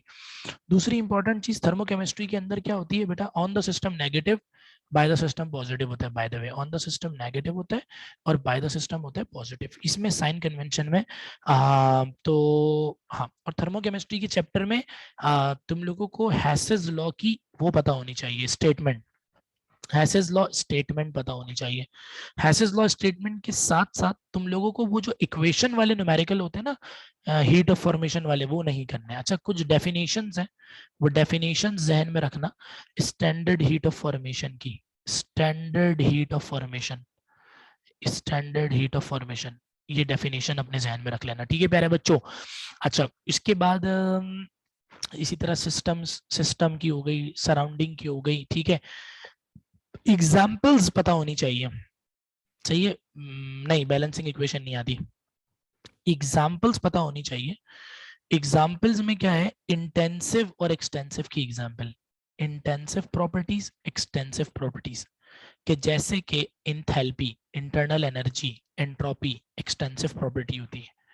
इंथैल्पी, सही है, इंटरनल एनर्जी, सही है, और वॉल्यूम और एंट्रोपी, ये सब एक्सटेंसिव प्रॉपर्टी होती है, यानी मास पे डिपेंड करती है। इंटेंसिव कौन सी होती है, हैसेस लॉ के न्यूमेरिकल ना करो, हैसेस लॉ के बड़े वाले न्यूमेरिकल ना करो। इंटेंसिव प्रॉपर्टी कौन सी होती है, surface tension, viscosity, boiling point, सही है। बॉइलिंग पॉइंट के बाद क्या है, रिफ्रैक्टिव इंडेक्स, ये सब इंटेंसिव प्रॉपर्टी होती है। तो ये तुम लोगों को इंटेंसिव प्रॉपर्टी के बारे में भी पता होना चाहिए। इनकी एग्जांपल, ये विस्कोसिटी है, ये बॉइलिंग पॉइंट है, वेपर प्रेशर है, सही है, ये सब चीजें। इसी तरह रिफ्रैक्टिव इंडेक्स है, ठीक है भाई। नहीं, स्पॉन्टेनियस और नॉन स्पॉन्टेनियस नहीं, यहाँ पे असल में फरजाम गिब्स फ्री एनर्जी का कॉन्सेप्ट नहीं है इसमें ना, सिन बोर्ड में। तो गिब्स फ्री एनर्जी के कॉन्सेप्ट में स्पॉन्टेनिटी और नॉन स्पॉन्टेनिटी वाली बात आती, तो वो करने की जरूरत नहीं है। थर्मोकेमिस्ट्री का मैंने तुम लोगों को थीम बता दी है, सही है, थर्मोकेमिस्ट्री की। अब आ जाते हैं जरा इक्विलिब्रियम वाले चैप्टर पे। इक्विलिब्रियम वाले चैप्टर पे इसका स्क्रीनशॉट लो, जल्दी से आ जाओ, मैं रैप अप करूंगा। इक्विलिब्रियम वाले चैप्टर पे करना क्या है, सुनना भाई। इक्विलिब्रियम वाले चैप्टर पे करना यह है आप लोगों ने प्यारे बच्चों, कि आप लोगों को लॉ ऑफ मास एक्शन की स्टेटमेंट पता हो,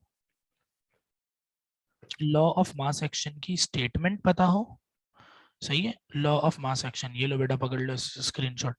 हाँ, लॉ ऑफ मास एक्शन की स्टेटमेंट पता हो भाई।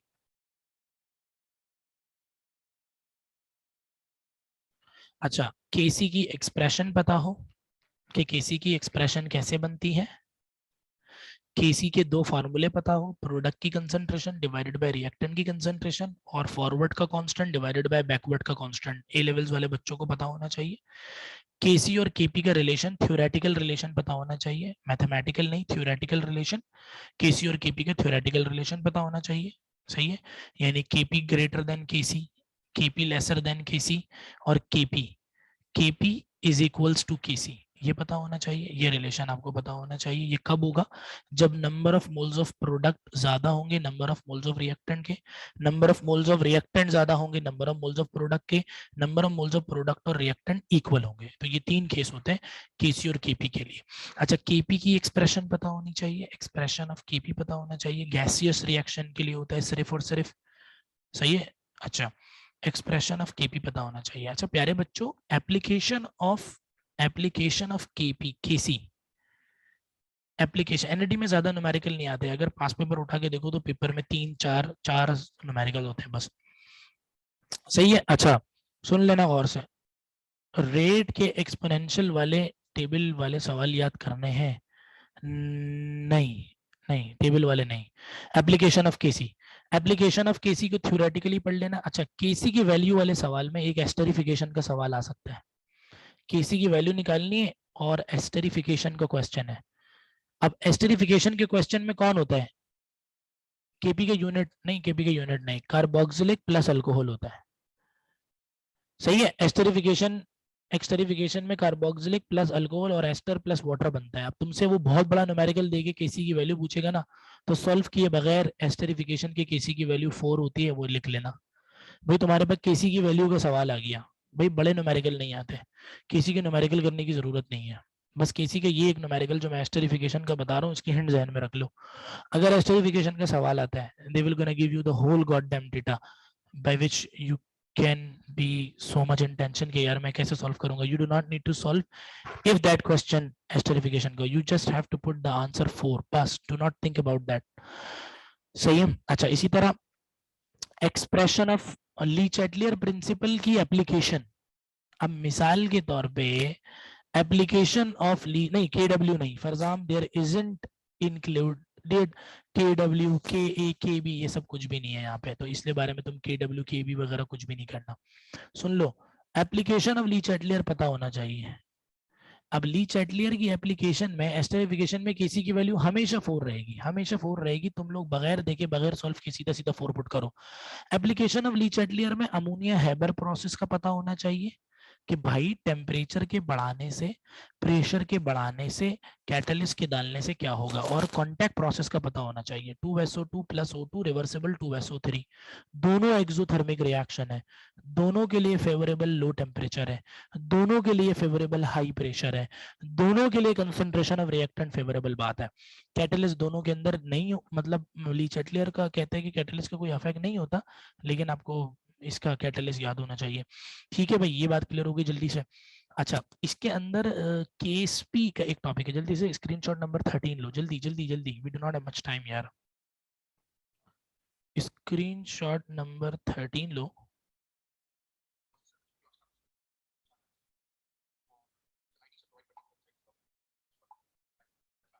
Sir, I will be there in Hyderabad campus in the morning, so I will gonna facilitate you at that time, इंशाल्लाह ताला।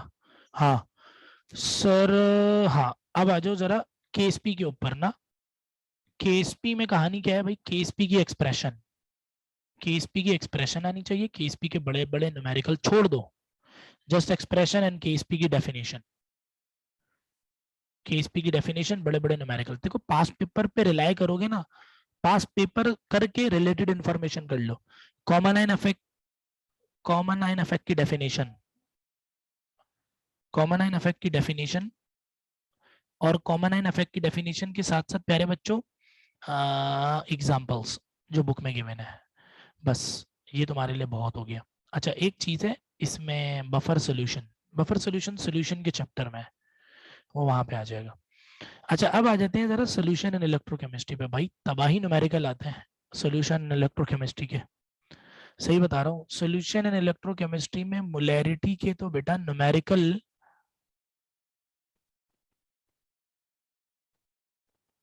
क्या करवाया हुआ है बताओ? क्या?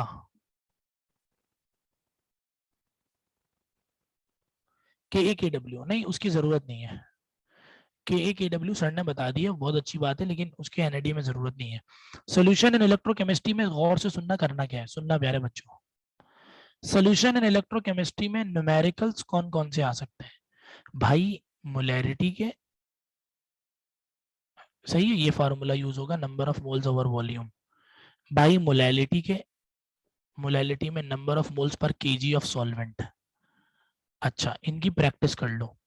अच्छा, अब ये तो बात छोड़ ही दो, फिर नॉर्मेलिटी क्या है? नॉर्मेलिटी का एक रिलेशन होता है, molarity multiply by acidity and basicity.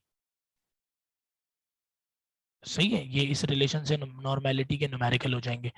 फिर पीएच के, फिर पीएच के बाद पीओएच के, फिर परसेंटेज वेट बाय वेट के, परसेंटेज वेट बाय वॉल्यूम के, परसेंटेज वॉल्यूम बाय वेट के, परसेंटेज वॉल्यूम बाय वॉल्यूम के, ये न्यूमेरिकल आने चाहिए। ये पंजाब बोर्ड में मिल जाएंगे तुम्हें, ये पंजाब बोर्ड में मिलेंगे, ये एनएडी टेस्ट में देती है, ये पंजाब बोर्ड में इसके सवाल मिलेंगे, सिंटेक्स बुक बोर्ड में। सही है। एस्टरिफिकेशन के न्यूमेरिकल का मैंने ये बताया था बेटा कि जब कभी भी एस्टरिफिकेशन का सवाल आएगा, न्यूमेरिकल आएगा, तो उसकी केसी की वैल्यू अलग से कैलकुलेट करने की जरूरत नहीं है, बस आपको सिंपल जो है वो क्या करना पड़ेगा,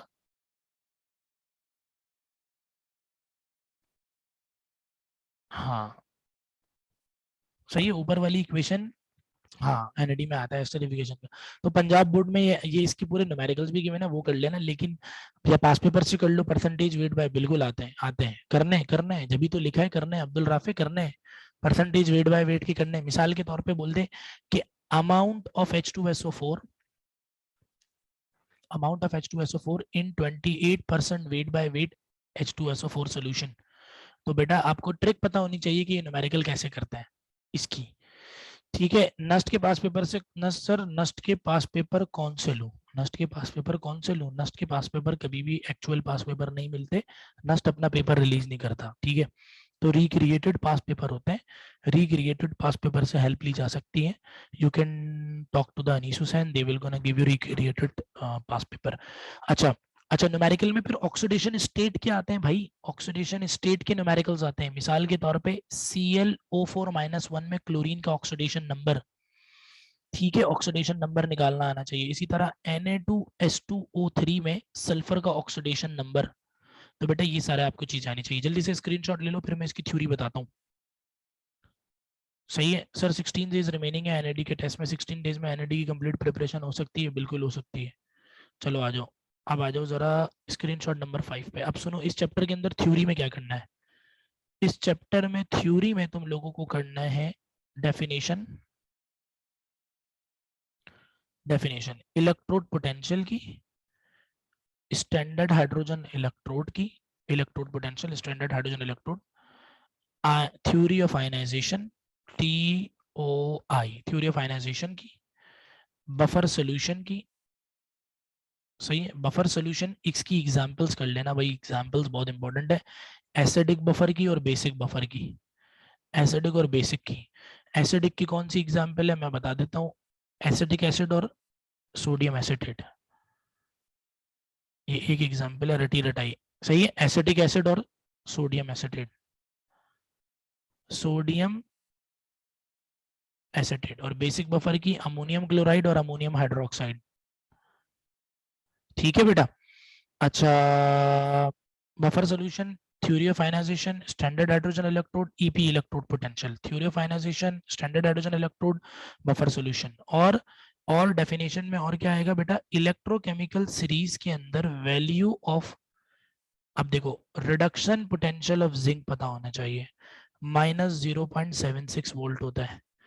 ऑक्सीडेशन पोटेंशियल ऑफ जिंक होता है +0.76 वोल्ट होता है। रिडक्शन पोटेंशियल ऑफ कॉपर पता होना चाहिए, ये वैल्यू याद करनी चाहिए, 0.34 वोल्ट होता है। ऑक्सीडेशन पोटेंशियल ऑफ कॉपर होता है बेटा -0.34 वोल्ट होता है।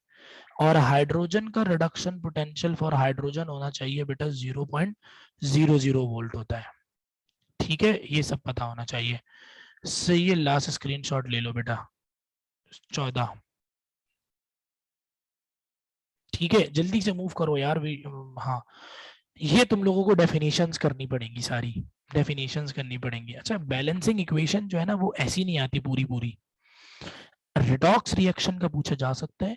रिडॉक्स रिएक्शन, ऑक्सीडेशन की एग्जांपल्स, तुम्हें ऑक्सीडेशन, अब मिसाल के तौर पे मैं तुमसे बोलूं MnO4-1 में Mn+2 हो रहा है, तो बोलो कि ऑक्सीडेशन हो रही है रिडक्शन हो रही है। अबे भाई, लॉस ऑफ ऑक्सीजन रिडक्शन होता है, SO3-2 से SO4- हो रहा है, तो गेन ऑफ ऑक्सीजन ऑक्सीडेशन होती है। ये ऑक्सीडेशन की एग्जांपल है, ये रिडक्शन की एग्जांपल है। बेसिक कॉन्सेप्ट होना चाहिए। चार्ज नंबर इंक्रीज होता है, मैं तुमसे बोलूं Na+ से Na हो रहा है, अभी तो रिडक्शन हो रही है, चार्ज डिक्रीज हो रहा है, प्लस से 0 आ रहा है, डिक्रीज हो रहा है, ये रिडक्शन हो रही है। सर अगर ये हो जाए Fe+2 से Fe+3 हो जाए, तो Fe+3 का मतलब बेटा ऑक्सीडेशन नंबर बढ़ गया, तो ऑक्सीडेशन हो रही है। ये बेसिक बेसिक सी डेफिनेशन है जो सिंध बोर्ड के अंदर ऑक्सीडेशन और रिडक्शन की दी हुई है, कर लेना। रिडक्शन, रिडक्शन, यहाँ पे रिडक्शन हो रही है, कैसे रिडक्शन हो रही है, लॉस ऑफ ऑक्सीजन हो रहा है, लॉस ऑफ ऑक्सीजन रिडक्शन होता है। ऑक्सीजन 4 थी, ऑक्सीजन खत्म हो गई, सही है। यहाँ पे क्या हो रही है, ऑक्सीडेशन हो रही है, कैसे ऑक्सीडेशन हो रही है, 3 थी कितनी हो गई, 4 हो गई। यहाँ पे चार्ज डिक्रीज हो रहा है, चार्ज प्लस से क्या हो रहा है, कम, तो रिडक्शन हो रही है। चार्ज इंक्रीज हो रहा है, +2 से क्या हो रहा है, +3, जब चार्ज इंक्रीज होता है तो ऑक्सीडेशन होती है। तो ये बेसिक से कॉन्सेप्ट है, ये तुम्हें पता होना चाहिए। ये +2 से क्या हो रहा है, +3 हो रहा है, ठीक है। चलो भाई स्क्रीनशॉट जल्दी से पकड़ो, 15वां, आगे बढ़ते हैं। आगे हमारे पास है सबसे लास्ट चैप्टर, और मैं मेरे ख्याल से फर्स्ट ईयर केमिस्ट्री करूंगा, सेकेंड ईयर केमिस्ट्री में